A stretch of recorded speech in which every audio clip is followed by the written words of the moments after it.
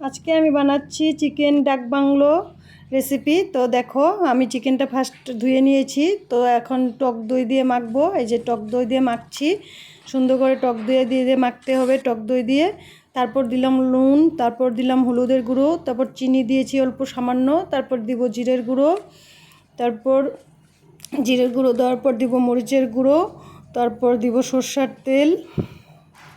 এখন দেখো সরষের তেল দিব, এটা তোমাদের ইচ্ছা মতন দিতে পারো, যে যেরকম সরষের তেল খাও সেরকম তেল দিবে। তো আমি দিয়েছি যতটুকু আমার দরকার।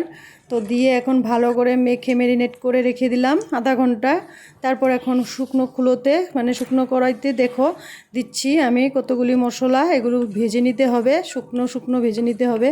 সেগুলো হলো ধনে, জিরে, গরম মশলা ভালো করে ভেজে নিতে হবে, স্টিম কমিয়ে একদম লো করে দিয়ে ভালো করে ভেজে এখন গুঁড়ো করে নিয়েছি। এই যে দেখো গুঁড়ো করে নিয়েছি। তো এটা ভালো করে ঢেকে রাখতে হবে, নয়তো সেন্ট চলে যাবে। তারপর পেঁয়াজগুলি কুচি করে নিলাম, পেঁয়াজ কুচিগুলি মিক্সিতে দিয়েছি।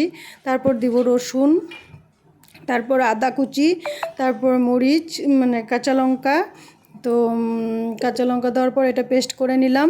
তারপর এখন কড়াইতে আবার দিয়ে দিলাম সরষের তেল। হ্যাঁ, সরষের তেল দিলাম একটু গরম হলে। তারপরে যে পেস্টটা নামিয়ে নিয়েছি দেখো বাটিতে, একটা বাটিতে ঢেলে নিলাম, নয়তো দিতে অসুবিধা হবে। তো তেলটা গরম হওয়ার পর দিলাম তেজপাতা, এখন শুকনো লঙ্কা আর গোটা গরম মশলা। তারপর অল্প পেঁয়াজ কুচি দিয়ে দিয়েছি, এটা অল্প সামান্য ভাজি ভাজি হবে।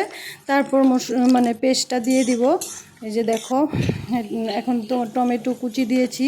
তারপর একটু নাড়াচাড়া করব, একটু ভাজি ভাজি হলে তারপর পেস্টটা দিয়ে দিব। এই যে দেখো পেস্টটা দিয়ে দিলাম। এখন পেস্টটা দেওয়ার পর একটু নাড়াচাড়া করব, একটু নাড়াচাড়া করে চিকেনটা দিয়ে দিব। দেখো এখন চিকেন দিয়ে ঢেকে দিলাম, চিকেন দিয়ে দিয়েছি। চিকেন দিয়ে একটু নাড়াচাড়া করে ঢেকে দিব। দেখেছো চিকেনটা দিয়েছি।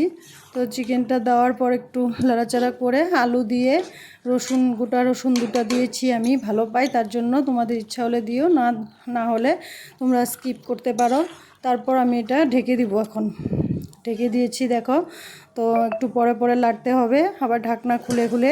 দেখো ঢাকনা খুলে এখন একটু লাড়লাম, তো একটু জল বের হয়েছে, ম্যারিনেট করে রেখে দিয়েছিলাম না, এই জন্য একটু জল তো বের হবে, নয়তো চিকেন কীভাবে সিদ্ধ হবে।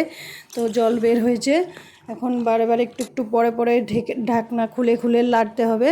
তো লাড়ার পর এখন এই যে হয়ে গেছে দেখো। তারপরে গুঁড়ো মশলাটা করে রেখেছিলাম, ওই মশলাটা দিয়ে দিলাম।